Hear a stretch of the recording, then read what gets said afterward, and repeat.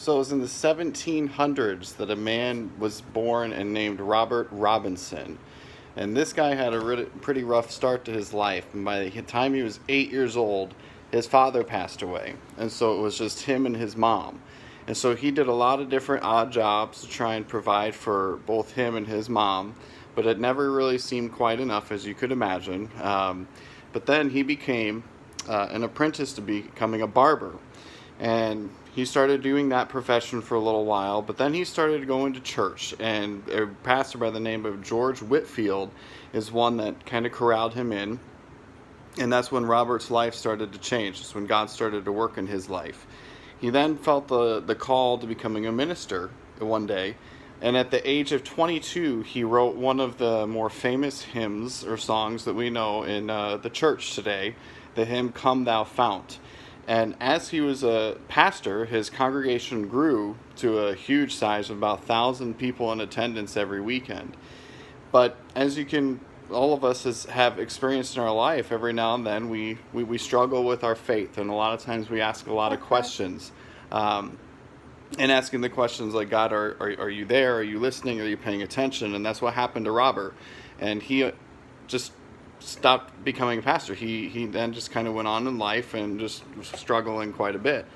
And there's a beautiful story to the end of his life that it's not verified if it's actually true or not, but it's beautiful nonetheless, where as he was on a train traveling, he noticed and overheard a woman singing a tune that was very familiar to him. And as he got closer to her, he realized that she was singing the song "Come Thou Fount." And the words that, when he finally recognized the song,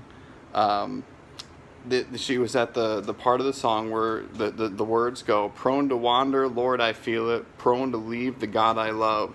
Here's my heart, Lord, take and seal it for thy courts above." And just only God could make, if this story is true, only God could make this story actually happen.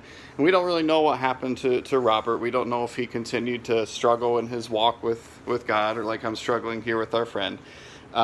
We don't know what happened to him other than the fact that he died. But at the same time, he wrote at an age of 22 years old, with the upbringing that he had, the struggles that him and his mom had, one of the more profound hymns lyrically that we have come to know. Pastor Sam this Sunday is going to talk a little bit more about the song, but it's a beautiful one. Take a moment to look up the words, read them over, and you'll see just how fitting they are for all of our lives at any given time. Amen. Josiah, you got anything else to say?